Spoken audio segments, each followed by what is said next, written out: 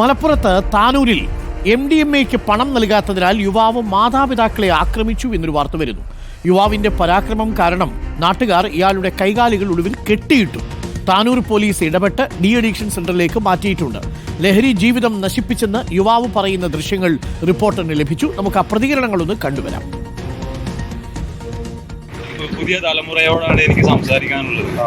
ചോറ് എന്താണ് നെറ്റ് ഉപയോഗിച്ച് കഴിഞ്ഞാല് മനുഷ്യ നിന്റെയൊക്കെ കുടുംബത്തിലും വീട്ടിലൊക്കെ കാണുന്ന അവസ്ഥ ഉണ്ടല്ലോ, അത് ഇനിയും വ്യാപിച്ചു വരുന്നു. എനിക്ക് രക്ഷപ്പെടണമെന്നുണ്ട്, പക്ഷെ ഞാൻ അതിന് രക്ഷപ്പെടാൻ പറ്റും. കാരണം അത് നമ്മൾ കൺട്രോൾ ചെയ്യണം. നല്ലൊരു ചികിത്സക്ക് കൊണ്ടുപോകണം. പറയട്ടെ, താനൂർ പോലീസ് ഇടപെട്ടിട്ട് നല്ലൊരു ചികിത്സക്ക് കൊണ്ടുപോകാൻ മാറ്റം വരുത്താൻ.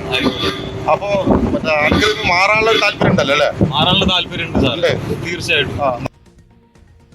അഷ്കർ അലി കരിമ്പ നമുക്കൊപ്പം ചേരുന്നുണ്ട്. അഷ്കർ അലി കരിമ്പ, അയാൾ വളരെ ബുദ്ധിമുട്ടിയാണെങ്കിലും പറയുന്നുണ്ട് അയാൾക്ക് രക്ഷപ്പെടണം എന്നുള്ള ആഗ്രഹമുണ്ട് എന്ന് അയാൾ പറയുന്നു. ഒരുപക്ഷെ ലഹരി ഉപയോഗിക്കുന്നവർ, ഉപയോഗിക്കാൻ തുടങ്ങുന്നവർ, ഉപയോഗിച്ച് തുടങ്ങിയവരൊക്കെ കണ്ടിരിക്കേണ്ട ഒരു വീഡിയോ ആണ് അയാളുടേത് എന്ന് മനസ്സിലാക്കുന്നു. ഇയാൾ മാതാപിതാക്കളെ ആക്രമിക്കുകയായിരുന്നു എന്ന് തോന്നുന്നു അല്ലേ? പണം കിട്ടാത്തതിനാൽ ഈ വിഡ്രോവൽ സിംറ്റം പ്രകടിപ്പിക്കുമ്പോൾ.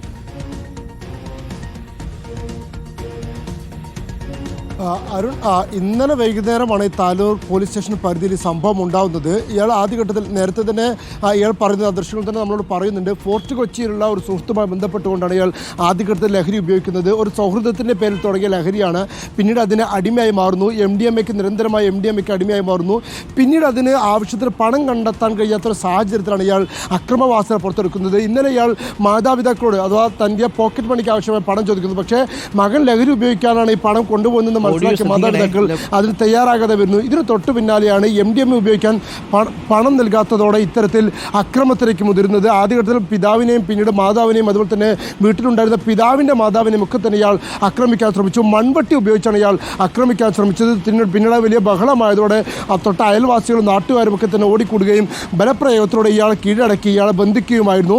പിന്നീട് ഉടൻ തന്നെ താനൂർ പോലീസിലുള്ള സ്റ്റേഷനിലുള്ള DYSP പ്രമോദിൻ്റെ നേതൃത്വത്തിലുള്ള പോലീസ് സംഘം അവിടേക്ക് എത്തുകയും ഇയാളെ പൂർണ്ണമായ ബന്ധാവസ്ഥയിലാക്കി ഇപ്പോൾ മറ്റൊരു തൊട്ടടുത്ത് തന്നെയുള്ള ഒരു ഡി അഡിക്ഷൻ സെൻ്ററിലേക്ക് മാറ്റിയിട്ടുണ്ട്. ആ കൊണ്ടുപോകുന്ന വേളയിലാണ് ഇയാൾ തൻ്റെ അനുഭവങ്ങളൊക്കെ തന്നെ ഇത്തരത്തിൽ പോലീസ് ഉദ്യോഗസ്ഥരോടും നാട്ടുകാരോടും പങ്കുവെക്കുന്നത്. താനൊരു ഘട്ടത്തിൽ ഇതിന് അടിമയായിപ്പോയി തനിക്ക് മോചിതനാകണം എന്നുണ്ട്. പക്ഷേ അതിന് കഴിയാത്ത അവസ്ഥയിലേക്ക് കാര്യങ്ങൾ പോകുന്നു. നിങ്ങൾ ആരും തന്നെ ഇതിൽ അടിമയായി പോകരുത്, ലഹരിക്ക് അഡിക്റ്റായി പോകരുത് എന്നുള്ള അദ്ദേഹത്തിൻ്റെ അനുഭവത്തിന് വെളിച്ചത്തുള്ള കാര്യമാണ് ആ യുവാവ് ഈ പോലീസിനോടും നാട്ടുകാരോടൊക്കെ തന്നെ വെളിപ്പെടുന്നത്. എന്തായാലും ഒരു ഘട്ടത്തിൽ MDMA ഉപയോഗിച്ച് അതിന് അടിമയായി പിന്നീട് ജീവിതം തന്നെ തകർന്നു പോയ അവസ്ഥയിലേക്ക് പോയ കാര്യങ്ങളാണ് ആ യുവാവ് വെളിപ്പെടുത്തുന്നത്. അരുൺ, അഷ്കർ, അത് പ്രധാനപ്പെട്ട ഒരു കാര്യമാണ്.